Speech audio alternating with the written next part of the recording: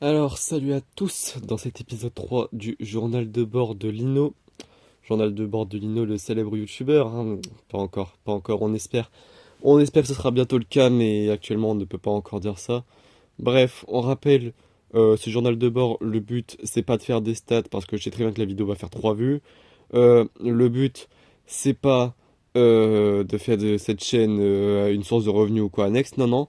C'est juste de raconter ma vie, d'en faire part pour que les gens puissent comprendre un petit peu mes pensées, et même pour moi ça me permet de parler. Bref, c'est agréable et j'aime bien. Donc le micro sera pas terrible, l'image ce sera un fond noir.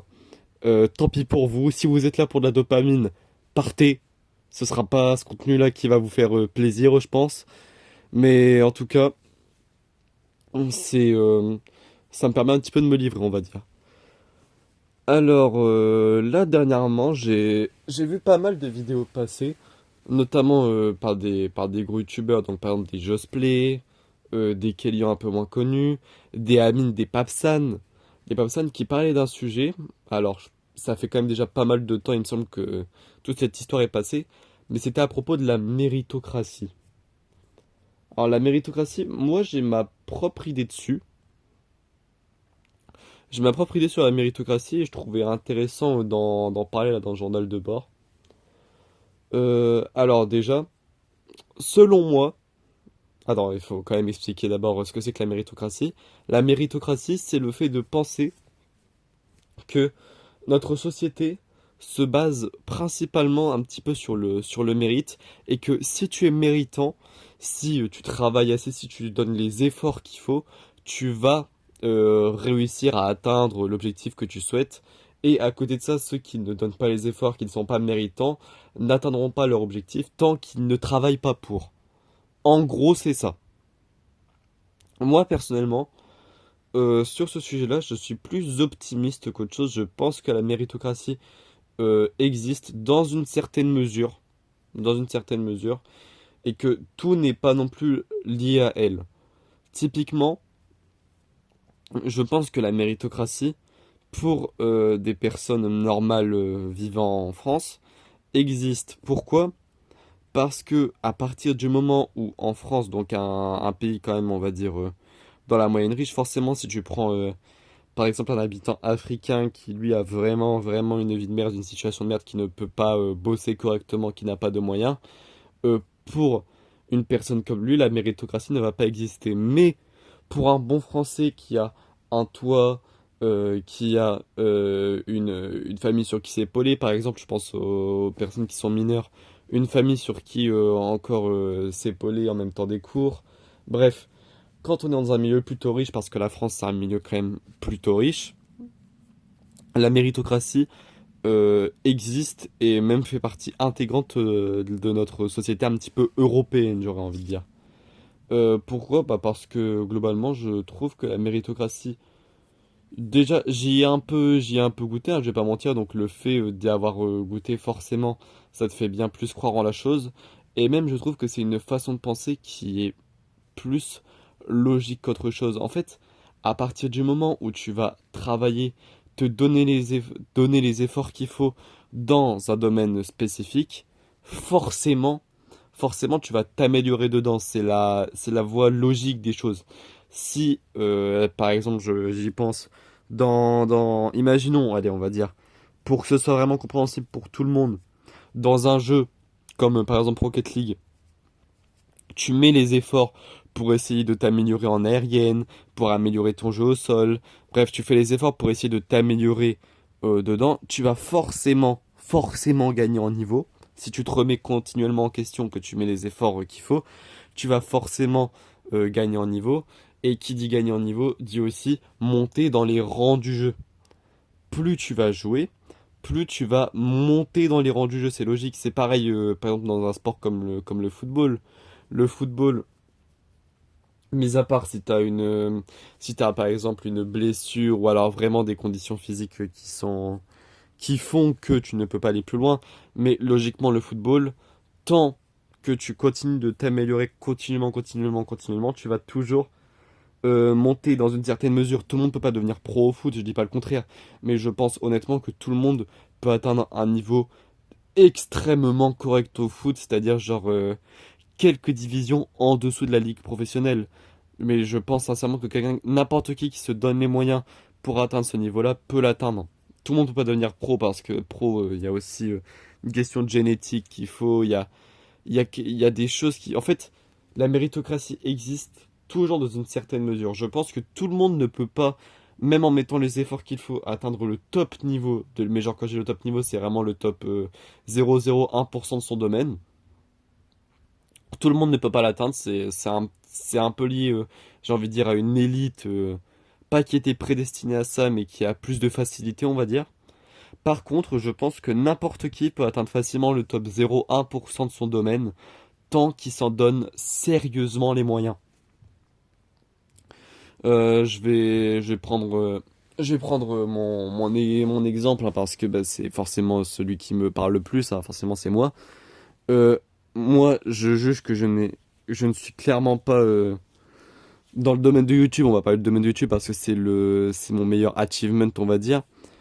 Dans le domaine de YouTube, je suis clairement pas quelqu'un qui était doué à la base, hein. J'étais vraiment, vraiment pas bon. Je savais pas faire de montage, je savais pas faire de miniatures. Je pensais savoir faire des scripts alors que c'était vraiment pas le cas. Sauf que la différence entre moi et des mecs qui ont qui n'ont pas marché malgré les efforts, c'est que il y en a plein qui ne se remettaient pas en question et qui se sont vite arrêtés. Moi, ce que je peux dire, c'est que j'ai eu une grosse, un petit peu traversée du désert où globalement mon niveau n'était pas bon, mais où je continuais de bosser sans cesse. J'en ai parlé dans le dernier épisode du journal de bord. C'était la période là, donc avant la vidéo RN et tout ça. Et pardon, à force de bosser et de saisir des occasions, notamment l'occasion c'était Paper Sheet, à partir du moment où tu saisis les occasions qui passent comme ça, tu vas forcément finir par réussir. Et c'est ce qui m'est arrivé, j'ai saisi une occasion. Euh, J'en ai fait quelque chose, c'est-à-dire que suite à ça, je me suis réellement servi de ce serveur pour progresser. J'ai réellement progressé comparé à au niveau que je gagnais avant qui n'était pas très haut. Et au final, on en est arrivé à un stade où je sors ma vidéo RN après des heures et des heures de travail, que ce soit moi ou pour mon ami monteur Louis. On sort la vidéo, on a des heures de travail dans les pattes et elle finit par marcher. Je trouve que cette vidéo-là, RN, pour moi, c'est la preuve même de la méritocratie. On a travaillé comme des crevards dessus. À Louis qui faisait des nuits blanches dessus, à moi pareil qui retapait des parties du texte, mais plusieurs dizaines de fois. Il y a eu des V10 aux intros, c'était bref. C'était terrible, on a cravaché dessus comme pas possible. Et au final, la vidéo, bah, on la sort et en 4 ou 5 jours, elle marche, elle prend. Et cette vidéo, à mes yeux, c'est la preuve même que la méritocratie existe. Quelqu'un qui n'aurait pas donné les mêmes moyens que moi ou alors qui aurait arrêté avant ne peut littéralement pas croire à la méritocratie car il n'a pas fourni assez d'efforts dans le domaine. En fait, je pense qu'il faut toujours fournir quand même un certain nombre d'efforts dans un domaine, c'est-à-dire, je pense que tant que t'es pas au minimum dans le top 2% du domaine dans lequel tu t'améliores, tu vas difficilement voir les progrès. Genre, je pense qu'entre un mec qui est dans le top 80 de YouTube et un mec qui est dans le top 20 en termes de niveau, bah, ces deux-là vont pas avoir une très grosse différence parce que les, pour le mec des 20%, les 5% du YouTube game français sont tellement au-dessus de lui que forcément que tu sois dans le top 20 ou dans le top 80, on ne te verra pas, ce sera le même truc. Il faut que tu atteignes un certain stade avant de vraiment te rendre compte que oui, tu t'es bien amélioré, te rendre compte que la méritocratie existe. Maintenant, je pense pas que la méritocratie non plus soit un petit peu légion en France parce que je pense que la méritocratie te permet de réussir, mais je pense aussi que pour plein de gens, tu n'as pas besoin de la méritocratie pour réussir. Typiquement, bah, des personnes, je sais pas moi, qui ont des familles qui sont déjà très très très très bien, Bah, ça paraît tout con dit comme ça, hein, mais les gens qui touchent des héritages ou des choses comme ça, eux vont avoir très souvent la réussite la réussite entre guillemets parce que eux, bien souvent, ils n'ont pas d'envie, d'objectif en particulier. Il y en a plein il y a plein par exemple de vrais gosses de riches qui juste un petit peu profitent de la vie comme ça. Et c'est pas tous le cas, il y a forcément des exceptions. Mais il y en a plein qui profitent de la vie juste un petit peu sur le dos des parents et ça, ils vivent très bien comme ça. Et en soi, leur vie, on peut dire qu'elle est réussie, oui, parce qu'ils auront rarement des problèmes ou quoi. Et c'est juste des gens qui ont eu de la chance à la naissance. Il y a aussi d'autres cas.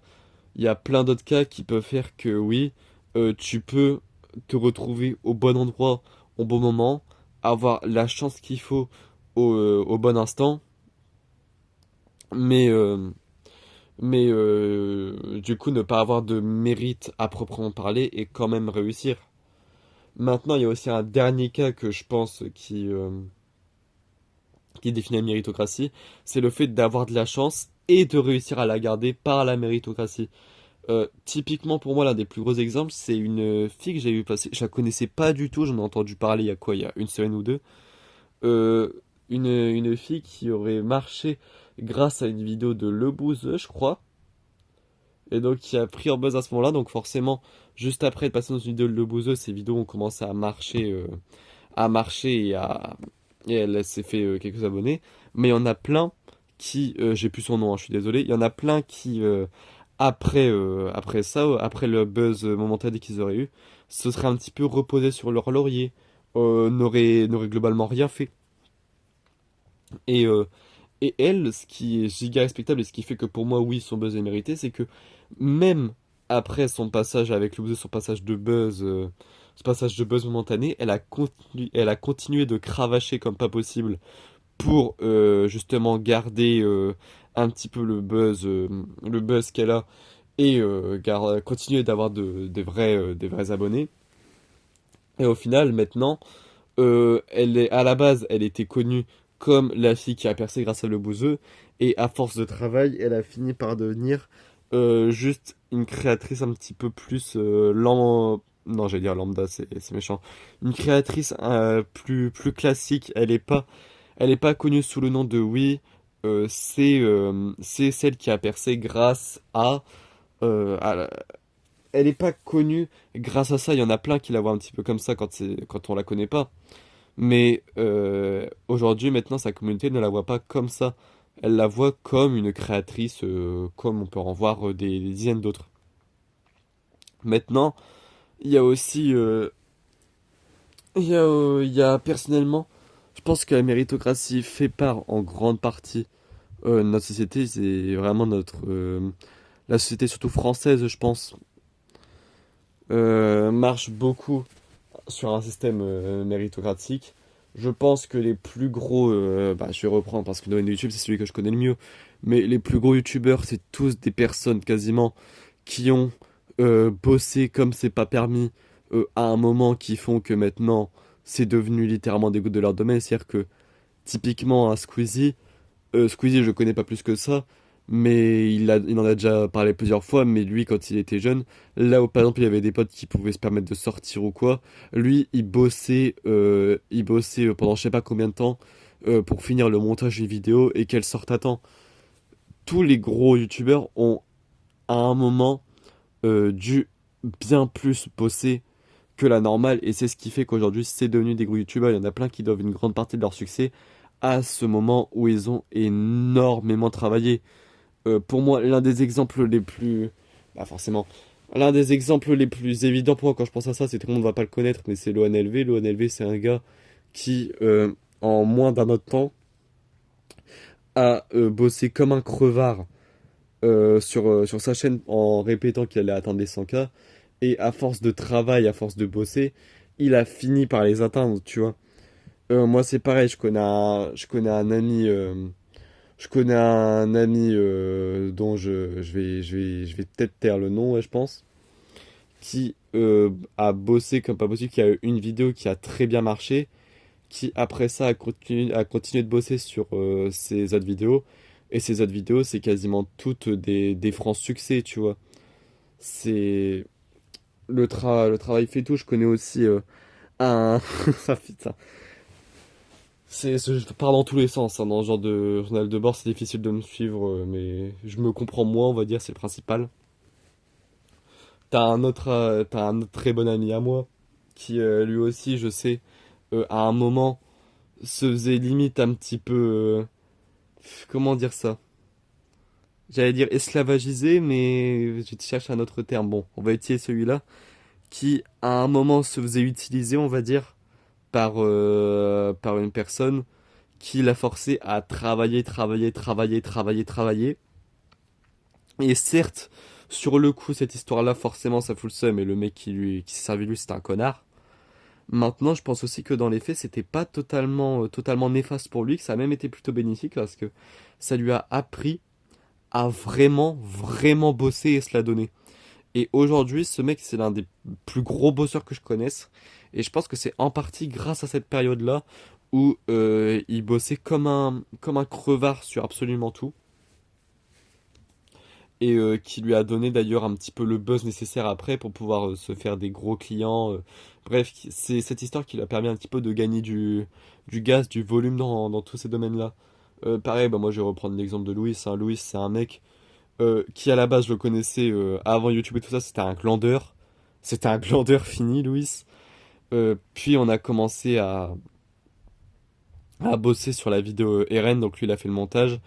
Il s'est mis à sérieusement travailler dessus, au point que pendant la semaine de vacances qu'on avait du lycée, donc c'était quoi? C'était en mars, en février ou mars, je sais plus exactement. Pendant cette semaine de vacances-là, il a littéralement bossé non-stop sur la vidéo. Il travaillait au moins à coup de 5 6 heures minimum par jour. La vidéo, elle sort après cette semaine dure de travail. Et il a tellement travaillé dessus, il a tellement gagné en niveau à force de bosser que la vidéo marche. Et c'est en partie grâce à lui que la vidéo elle a marché, je le sais très bien. Son montage était vraiment excellent, surtout pour un début. Maintenant, moi, il y a aussi un autre truc. Pff, je considère personnellement que j'ai aussi beaucoup de chance dans la méritocratie, entre guillemets. Parce que moi, j'ai eu ma première vidéo où j'ai extrêmement bossé qui a bien marché, donc ça pour moi c'est mérité. Cette première vidéo qui marche comme ça sur RN, c'est vraiment du mérite pur. La seconde Gojo, la seconde vidéo que j'ai faite sur Gojo, bah honnêtement, j'ai moins bossé, mais je trouve que le contenu était quand même restait quand même de plutôt bonne qualité, tu vois. C'est resté quand même bon. De toute façon, si c'était mauvais, la vidéo aurait pas fait 100 000 vues. Donc j'ai juste que oui, les vidéos marchent bien. Maintenant, le souci, c'est qu'à côté de ça, Euh, je sais que pour plein de gens, et c'est même un peu la vérité, je passe pour un glandeur fini parce que ça fait quoi? Ça fait 3 4 mois que j'ai pas sorti de vidéo à peu près? Ouais, ça fait facile 3 4 mois que j'ai pas sorti de vidéo. Ça me frustre parce que même moi j'ai trop envie. Ça fait des mois que je bosse sur le prochain sujet de vidéo, j'ai trop envie de la sortir, mais en même temps j'arrive pas à avancer dessus correctement. Bref, c'est une horreur et honnêtement, moi je sais que personnellement, je mériterais que là actuellement ma chaîne, vu comment elle est en pause actuellement, je mériterais de ne plus faire de stats. Et ce qui me choque le plus avec mes vidéos, c'est que j'ai accès au YouTube Studio d'autres chaînes et je vois que généralement des vidéos passées un certain temps, elles ne génèrent quasiment plus de stats. Genre je voyais un ami, il avait une vidéo qui datait d'il y a à peine 2 3 mois qui faisait du 38 vues en 48 heures. Je voyais une autre vidéo à lui qui faisait quoi du 300 vues, qui faisait du 100 vues, alors que c'était des vidéos qui sont sorties limite un petit peu après les miennes. Pareil, j'ai encore un autre ami qui est un petit peu dans la même niche que moi. Je regardais, il a une vidéo qui est sortie quasiment en même temps que ma vidéo Irène, qui enregistre, je crois, du 350 vues en 48 heures. Et pourquoi moi ça me choque, c'est parce que j'ai appris que c'était un petit peu classique, on va dire, d'enregistrer peu de vues comme ça après la sortie d'une vidéo. Généralement, c'est un peu classique. Mais ce qui me choque, c'est que moi, mes vidéos, même des mois après, elles continuent toujours d'engranger pas mal de vues, franchement. Genre, je viens de regarder tout à l'heure, ma vidéo RN, elle est sortie il y a quoi? Il y a 6 mois, presque. Non, j'abuse un peu, il y a à peu près, on va dire 6 mois. Bah, elle continue d'enregistrer encore aujourd'hui des 1200 vues toutes les 48 heures. C'est énorme, je trouve. En 6 mois, honnêtement, je sais que ma chaîne, que de toutes celles que j'ai vues, c'est celle qui, sur le long terme, arrive à marcher le mieux, alors que je suis clairement le moins régulier de tous.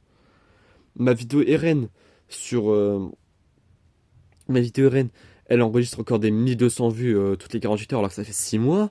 La vidéo Gojo, ça fait au moins 4 mois, 3 4 mois, elle enregistre encore des 1600 vues toutes les 48 heures.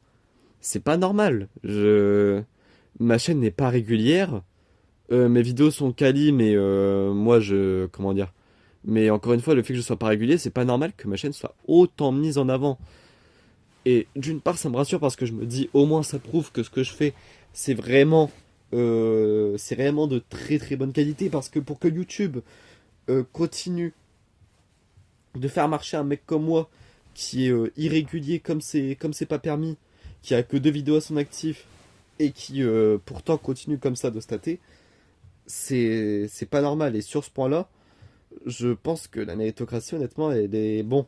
Elle a pas fait un super bon taf. Honnêtement, je le dis, je mérite pas d'avoir des vidéos qui marchent encore autant. Par rapport sur les efforts sur le court terme que j'ai mis dessus, oui, ça mérite. Maintenant, par rapport aux efforts que je mets sur la chaîne sur le long terme, quand tu vois que j'ai pas sorti de vidéo depuis 4 mois, non, je mérite pas de faire encore des stats comme ça après autant de temps. Je... Ça me fait mal hein, de le dire, mais honnêtement, je ne mérite pas. Je n'ai pas sorti de vidéo depuis 4 mois. C'est pas normal. C'est clairement pas normal.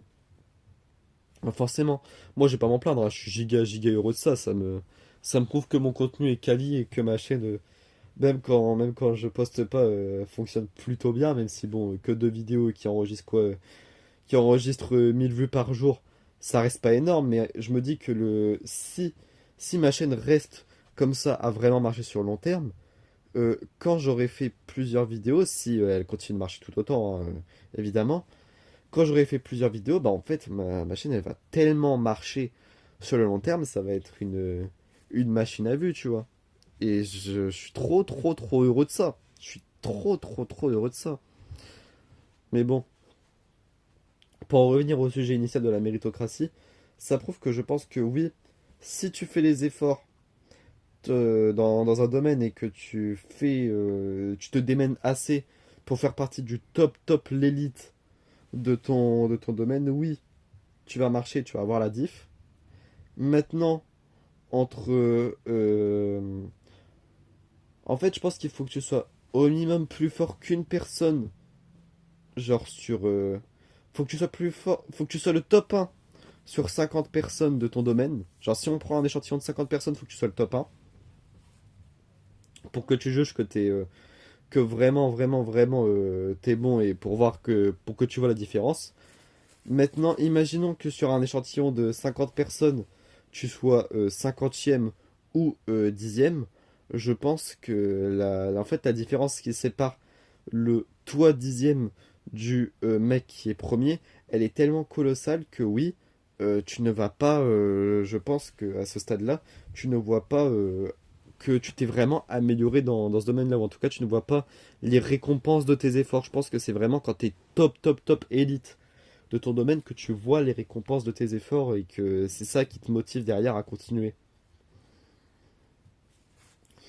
Donc voilà, c'était mon avis sur la méritocratie. Ce journal de bord là, il était bien plus court que les autres. Je pense pas avoir été très clair sur tout, hein.